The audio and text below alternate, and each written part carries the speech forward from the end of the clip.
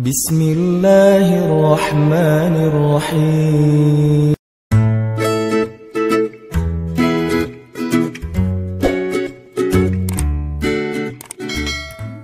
Belajar, ajari telinga kita untuk ikhlas. Ajari telinga kita untuk ikhlas. Apa maksud telinga kita untuk ikhlas? Maksudnya telinga kita ini belajar mendengar sesuatu itu karena Allah, bukan karena kita, bukan karena orang lain. Kalau karena kita hanya mau mendengar sesuatu yang menyenangkan hati kita. Kalau karena orang lain, kita mendengar orang-orang yang menurut kita respect, menurut kita orangnya keren. Kalau misalnya orangnya kita sebel, kita nggak mau dengar. Tapi dengarlah karena Allah. Kalau karena Allah, asalkan itu kebaikan dan kebenaran, kita terima dari siapapun, dari musuh sekalipun. Apa kata Nabi? Terimalah kebaikan walaupun keluarnya dari mulut seorang budak Habasyah. Artinya, bukan karena siapa yang ngomong, bukan seperti apa ucapannya, tetapi intinya adalah kebaikan, dengarkan saja. Dan itu bukan mengkritik kita, itu justru sesuatu yang baik buat kita. Nahnu ahaqqu bihadza. Kaum muslimin lebih berhak menerima kebaikan ini daripada orang lain. Sehingga terima kebaikan itu dari siapapun. Enggak boleh sombong. Jangan sampai kita mengingkari kebenaran dan kebaikan hanya gara-gara kebenaran dan kebaikan itu keluar dari orang yang menurut kita lebih rendah daripada kita. Jangan sampai kita menolak suatu kebaikan hanya gara-gara kebaikan itu ditampakkan oleh orang yang menurut kita nggak baik. Menurut kita nggak baik, padahal belum tentu menurut Allah kayak gitu. Jangan sampai seorang istri menolak nasihat dari suaminya yang menurut istrinya, suaminya belum menjadi seorang suami yang solih. Jangan sampai seorang suami menolak kebaikan dari istrinya karena hanya berpikir istrinya belum taat kepada suaminya. Terimalah kebaikan dari siapapun, bahkan dari mulut seorang budak Habasyah atau dari musuh sekalipun. Budak Habasyah itu agamanya bukan agama Islam. Bukan agama Islam, budak pula dan bukan orang Arab. Jadi secara status sosial di masyarakat Arab itu jauh beda dengan orang Arab, Quraisy, Ahlul Bait. Tetapi tetap diterima yang namanya kebaikan dari siapapun juga. Kita belajar dari semua orang, kita menerima kritik dari semua orang. Gak ada cerita saya seorang guru maka saya gak boleh dikritik oleh muridnya. Bahkan seorang nabi pun dikritik oleh para sahabat dan beliau gak marah. Siapa sahabat yang pernah mengkritik nabi? Habis-habisan kritiknya. Umar masuk Islamnya belakangan lagi tuh. Kalau Abu Bakar masih mending, kalau Khadijah masih mending. Ini Umar yang masuk Islamnya tuh setelah Nabi berdoa lama baru masuk Islam. Yang di masa jahiliyahnya pernah minum khamr, dosanya macam-macam. Kritik Nabi, ya Rasulullah, keras suaranya di depan Nabi. Sampai Allah sendiri yang menurunkan ayat, ya ayyuhalladzina amanu la tarfa'u aswatakum fawqa sautin nabi. Janganlah kalian mengangkat suara kalian di hadapan Rasul melebihi suara Rasul. Tapi Rasul gak marah. Allah yang mengajari mereka etika, tetapi Rasul gak jadi baper gara-gara itu. Kenapa? Karena kalau itu emang niatnya baik, Umar berpendapat bukan karena marah ke Rasul. Umar berpendapat walaupun dia gak setuju dengan Rasul, itu pasti karena Allah. Umar setuju dan gak setuju, itu karena Allah. Kenapa? Karena Umar itu zahir dan batinnya sama.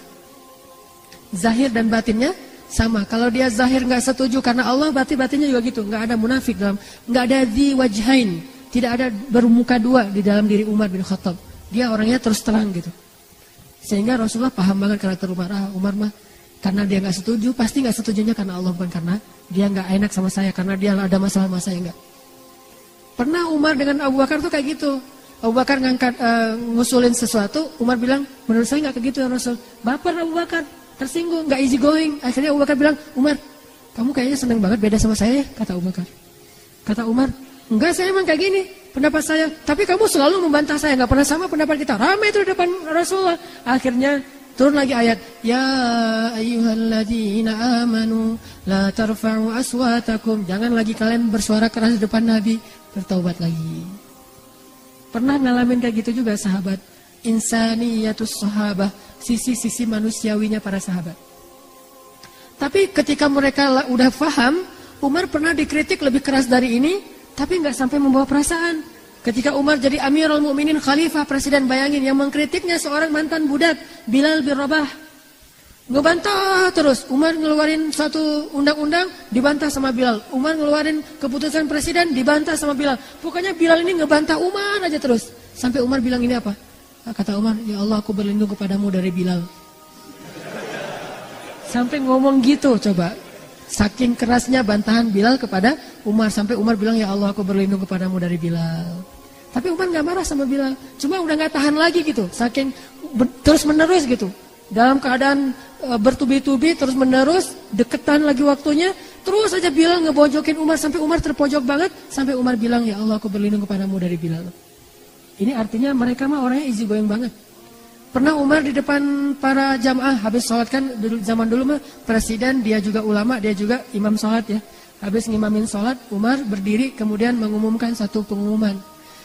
Gara-gara ada pengaduan dari salah seorang perempuan dan dari seorang laki-laki yang ngadu dia jomblo, udah tua masih jomblo. Ditanya sama Umar, kenapa kamu masih nggak jomblo? Kamu jomblo fisabilillahnya Istiqomah dan Al-Latif ya gitu.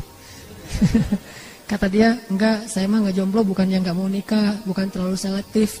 Tetapi mahar-mahar perempuan sekarang mahal-mahal, wahai Amirul Mukminin. Saya bukan orang kaya, nggak sanggup membayar mahar perempuan. Walaupun hadisnya sebaik-baik perempuan yang paling murah maharnya, tetapi namanya manusia kadang-kadang menganggap dirinya, saya kan keren, jadi mahar saya mah 2 miliar gitu misalnya.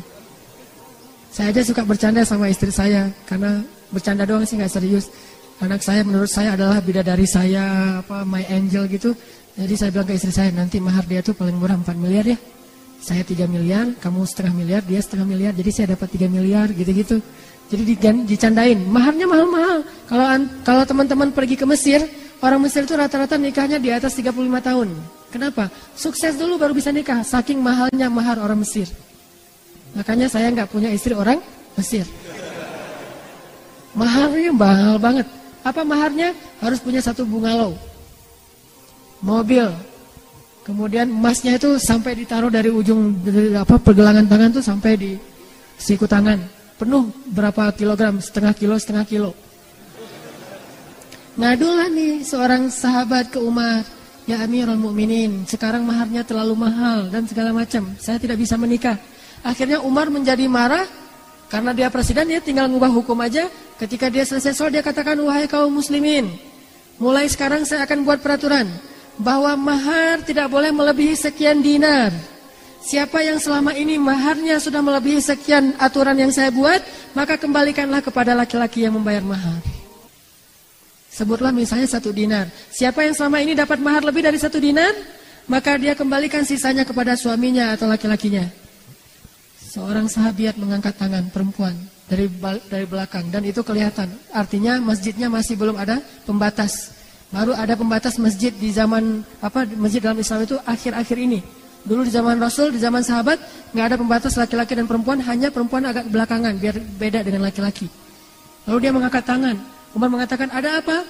Dia mengatakan, ya Amirul Mukminin, bagaimana engkau akan mengatakan sesuatu yang bertolak belakang dengan Al-Quran? Gimana maksud kamu? Allah berfirman dalam Al-Quran, setelah kamu memberikan mahar kepada istri-istrimu, janganlah kamu mengambil lagi mahar itu dengan jalan apapun. Inginkah kamu mengambil api neraka ke dalam perutmu? Akhirnya dimarahin sama perempuan itu. Apa kata Umar? Banyak orang yang lebih fakih daripada Umar bin Khattab. Coba, nggak baper kan? Easy going kan? Banyak orang yang lebih ngerti agama daripada saya. Ya udah, saya tarik lagi, nggak jadi peraturannya. Coba, presiden coba. Bisa kayak gitu, namanya kebenaran, terima aja. Kalau emang kita salah, kenapa kita mau gaya-gayaan? Ngakuin aja kesalahan kita. Udah, akhirnya tarik lagi peraturannya, nggak jadi. Sesungguhnya siapa yang memurahkan mahar, maka itu baik. Yang sudah mahal ya udahlah gitu. Jadi kayak gitu peraturannya. Jadi nggak tegas gitu peraturannya. Awalnya tegas banget, tiba-tiba jadi toleran. Siapa yang memurahkan maharnya, maka dia itu kebaikan. Siapa yang mahal, itu mah terserah. Sampai kayak gitu. Terjadi lagi di zaman Abdullah bin Mas'ud. Mungkin sebagian ibu-ibu udah pernah dengar ceritanya. Ada seorang sahabat, saya lupa namanya. Dan kalaupun saya ingat mungkin gak perlu disebutkan juga namanya. Karena ini salah satu adegan yang lucu. Ada seorang sahabat jadi kayak gubernur gitu di sebuah wilayah Islam. Namanya dulu mungkin masih sedikit ulama. Jadi dia gubernur, dia ulama juga. Masyarakat minta fatwa kepada gubernur. Datang kepada gubernur, Pak, saya mau minta fatwa. Seorang laki-laki dengan istrinya. Fatwa apa? Gini Pak, saya itu minum susu istri saya, kata dia. Terus gimana nih status saya sebagai suami? Apakah jadi terputus sehingga saya jadi anak susu dari istri saya? Coba gitu pertanyaannya. Ini pertanyaan fikih ya, ini bukan vulgar. Emang kayak gitu ceritanya. Saya minum susu istri saya. Sehingga apakah dengan demikian saya sudah menjadi anak susuan? Kalau jadi anak susuan kan berarti saya udah nggak jadi suami dia lagi, jadi anak susuan. Beda statusnya gitu. Sahabat ini bingung. Akhirnya dia, oh iya, kalau gitu kamu udah jadi anak susuan dia, berarti kalian sudah cerai nih, udah nggak bisa lagi. Kalian jadi ibu dan anak. Oh gitu ya? Ya gitu. Kayak seorang ustadz ditanya nggak tahu dalilnya, asal jawab aja gitu. Udah ya gitu. Akhirnya karena udah dibilang kayak gitu, dia pulang dengan sedih suami istri. Ya kita mah jadi anak sama ibu ya. Gitu. Masih mending saya kan adik kakak, ini mah anak ibu. Statusnya lebih pahit lagi tuh, itu udah sakit banget tuh statusnya. Sakitnya tuh di mana-mana gitu. Melihat istrinya, dulu manggilnya Yayang, Bebeb, apalah istilahnya ya. Sekarang manggilnya Bu, Yana gitu. Enak banget tuh, gara-gara salah fatwa. Udah difatwain gitu, akhirnya pulang sedih, udah nggak bisa lagi apa-apain, bukan lagi suami istri, udah sedih banget. Tiba-tiba berita ini terdengar ke seorang sahabat di Madinah, dia ahli Al-Quran namanya Abdullah bin Mas'ud, yang hafal 1 juz hanya dengan sekali dengar langsung hafal. Ilmunya banyak banget, Abdullah bin Mas'ud. Abdullah bin Mas'ud mendengar ini langsung mengatakan, Innalillahi wa inna ilaihi raji'un. Ini musibah. Langsung dia pergi ke negeri itu, dia memperbaiki keadaan di sana. Dia langsung datang ke gubernurnya. Apa yang sudah kamu fatwakan? Kata dia, emang masalahnya apa? Ada yang bertanya, katanya ibu susu dan segala macam. Ya emang kayak gitu. Nah mana dalil kamu? Nggak tahu, menurut saya sih kayak gitu. Coba. Dimarahin sama Abdullah bin Mas'ud. Di depan pejabat-pejabatnya, di depan pegawainya, di depan orang banyak dimarahin terus kata Abdullah bin Mas'ud. Sekarang kamu umumkan lagi yang sebaliknya. Kenapa? Karena Rasulullah bersabda, sesungguhnya batasan menyusui yang menjadikan dia anak susunya itu hanya 2 tahun. Di atas usia 2 tahun, itu tidak jadi darah dan daging. Udah minum aja sesukanya. Nggak masalah gitu. Hanya di bawah 2 tahun yang berstatus jadi anak susuan. Di atas 2 tahun nggak jadi anak susuan. Oh gitu, saya nggak pernah dengar hadisnya. Makanya jangan berfatwa sembarangan. Wah, repot kan?